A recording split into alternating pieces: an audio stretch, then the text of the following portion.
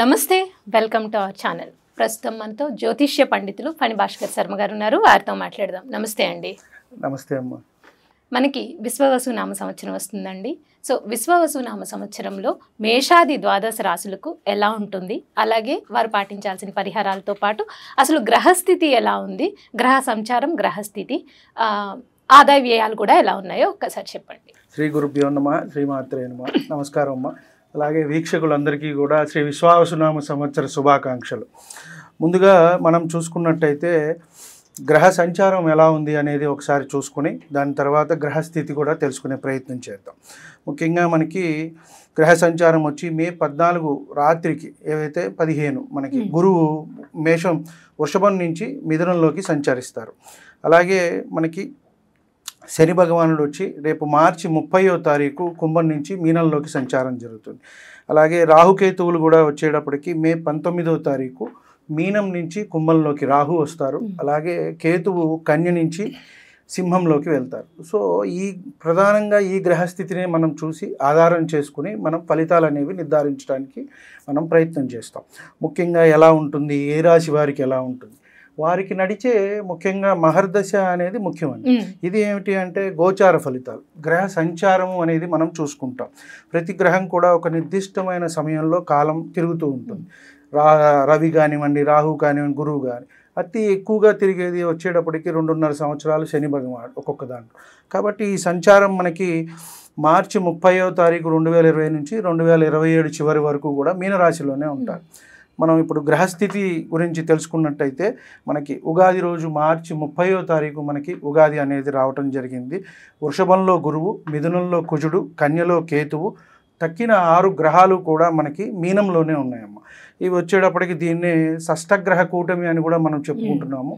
ఇది ఉగాది రోజే రావటం కూడా జరుగుతుంది. ఉగాది, షష్టగ్రహ కూటమి, అలాగే శని భగవానుడు కూడా మారుతున్నాడు. కాబట్టి మేజర్ ప్లానెట్స్ అన్నీ కూడా ఇప్పుడు మనకి ఈ చేంజెస్ అనేవి వస్తున్నాయి. కాబట్టి మీనంలో మనం ముందుగా చూసుకున్నట్టయితే రాహువు, రవి, చంద్రుడు, శుక్రుడు, బుధుడు, శని, ఈ 6 గ్రహాలు మనకి మీనంలోనే ఉంటాయి. కాబట్టి మనకి దీనివల్ల ఏదైనా ప్రభావం చూపిస్తుందా దేశకాలమాన పరిస్థితుల మీద అనుకుంటే వాటి మీద కొంత ప్రభావం అనేది చూపిస్తుంది. వ్యక్తిగతంగా కొంత తక్కువనే మనం చెప్పవచ్చు. షష్టగ్రహ కూటమి కానివ్వండి, ఎందుకంటే ఒక 6 గ్రహాలు ఒక రాశిలో కలిసినప్పుడు కొంత ఇబ్బందిగానే ఉంటుంది ఎవరికైనా సరే. అంటే ఆ ఫలితం అనేది కొంచెం అటు ఇటుగా అనేది మనకి ఉంటూ ఉంటుంది. గురువుని తీసుకున్నట్టయితే మనకి మే 14 నుంచి వృషభం నుంచి మిథునంలోకి వెళ్తారు. మళ్ళీ అక్టోబర్లో కొంత అతిచారం వల్ల కర్కాటకానికి వెళ్ళి మళ్ళీ వక్రించి మిథునానికి వచ్చేస్తారు. ఇది సంచారం. అలాగే శని సంచారం చూసుకుంటే మనకి మీనరాశిలో సంచారం జరుగుతుంది. జూలైలో కొంత వక్రించి అక్కడే ఉంటారు మీనంలోనే, మళ్ళీ మనకి అక్టోబర్లో వక్రం అయిపోతుంది. అలాగే రాహుకేతువులు మే 19 నుంచి కూడా సంచారం అనేది కుంభంలోను రాహువు, అలాగే సింహంలో కేతువు అనేది సంచారం జరుగుతుంది.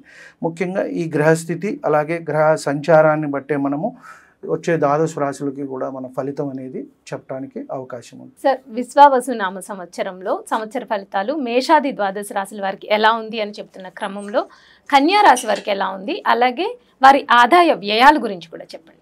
నమస్తే అమ్మ. ముందుగా కన్యా రాశి వారికి శ్రీ విశ్వావసునామ సంవత్సర శుభాకాంక్షలు. వీరికి చూసుకున్నట్టయితే అమ్మ, ఇందులో ఉత్తర 2, 3, 4 పాదాల వారు, అలాగే హస్త 4 పాదాల వారు, చిత్త 1, 2 పాదాల వారు వస్తారు. ముఖ్యంగా ఇక్కడ రాశ్యాధిపతి వీరికి కూడా బుధుడు, మిథున రాశి వారికి. మళ్ళీ వీరికి చూసుకున్నా కూడా ఆదాయం 14, వ్యయం 2, రాజపూజ్యం 6, అవమానం 6. వీరికి చూసుకున్న ఆదాయం అనేది ఎక్కువగా ఉంది, కాకపోతే వీరికి కూడా మిశ్రమ ఫలితాలు అనేవి గోచరిస్తున్నాయి. మనకి చూసుకుంటే వీరికి ఈ సంవత్సరం అంతా కూడా సామాన్య ఫలితాలే మనకి గోచరిస్తున్నాయి. కొంత ఆదాయ మార్గాలు అనేవి వస్తాయి, కొత్తవి అనేవి వీరికి దొరుకుతాయి. ధనం అనేది పెరుగుతుంది, వ్యాపారస్తులకి మంచిది. విద్యారంగం వారికి కూడా విజయాలు, నూతన వ్యాపారాలు అనేవి ప్రారంభిస్తారు. ఆరోగ్యం కూడా కొంత కుదుట పడుతుంది. కొంత లాస్ట్ ఇయర్ కొంత ఇబ్బంది పడ్డారు. ఈ సంవత్సరం కూడా సప్తమ శని, ఇప్పుడు షష్టగ్రహ కూటమి అని మనం ఒక వీడియోలో చెప్పుకున్నాము. దానివల్ల వీరి మీద ఎక్కువ ప్రభావం అనేది జరుగుతుంది. మీనరాశిలో జరుగుతుంది కాబట్టి అన్ని గ్రహాలు కూడా కన్యారాశినే చూస్తూ ఉంటాయి. కాబట్టి వీరికి కొంత ఏదైనా ఆరోగ్య సమస్య ఏదైనా తలెత్తే అవకాశం ఉంటుంది. వీరికి గురుబలం చూసుకున్నట్టయితే వృత్తి వ్యాపారాల్లో మంచిగా ఉంటుంది. కొంత చాకచక్యంతో వ్యవహరించాల్సిన అవసరం అయితే ఉంది. కుటుంబంలో పరస్పర ప్రేమ ఆప్యాయతలు పెరుగుతాయి. ఆర్థిక పరిస్థితి కూడా కొంత బాగుంటుంది. ఉద్యోగ స్థానంలో ఏంటంటే కొత్త ఏవైనా బాధ్యతలు తీసుకునే అవకాశం ఉంటుంది. వీరికి తీసుకున్నట్టయితే బ్యాంకింగ్, ఫైనాన్సు, అలాగే షేర్ మార్కెట్లో ఉన్న వారికి అధిక ఆదాయం అనేది సూచిస్తున్నది. వ్యవసాయదారులకు కూడా బాగుంటుంది అని మనం చెప్పవచ్చు. కొత్త ఇల్లు కొనుక్కునే అవకాశం ఉంది, లేదా ఉంటున్న ఇల్లుని మారి వేరే ఇంట్లో కూడా వెళ్ళే అవకాశం అనేది కనబడుతోంది. సంతానం గురించి కొంత చింతన అయితే వీరికి ఉంది. జాగ్రత్త అవసరము. ఒక కంట పరీక్షిస్తూ ఉండాలి వారిని. ఏం చేస్తున్నారు, ఏమిటి, ఎందువల్ల అంటే మనకి వాళ్ళు చెప్పేది ఒకటి, చేసేది ఒకటి. అన్ని మనకి టెలిఫోన్ కానివ్వండి, అంటే మొబైల్ ఫోన్స్ ఎక్కువ యాక్సెసరీస్ అయిపోవడంతో ఏం చేస్తున్నారు అనేది మనకి తెలియటం లేదు. మనం ఏదో చదువుకుంటున్నాం అని చెప్పని అనుకుంటాం, కానీ ఏం జరుగుతుంది అనేది తెలియదు. కాబట్టి ఒకంత వీరు జాగ్రత్తగా పరిశీలించాలి అని చెప్పని మనం చెప్పాలి వీరికి. అలాగే దీర్ఘకాలిక పెట్టుబడులు అనేది వీరికి ఇది మంచి సమయం. ఏదైనా వీరు బిజినెస్ స్టార్ట్ చేసుకోవాలంటే చిన్నగా స్టార్ట్ చేసుకుంటే బాగుంటుంది. అలాగే విదేశీ వ్యాపారాలు, ఇక్కడి నుంచి ఏమైనా ఇంపోర్ట్స్ ఎక్స్పోర్ట్స్ చేయడానికి అక్కడి నుంచి తెచ్చుకున్నా పర్వాలేదు. అలాగే ఇంపోర్ట్స్ చేసే వారికి కూడా వీరికి బాగుంటుంది అని మనం చెప్పవచ్చు.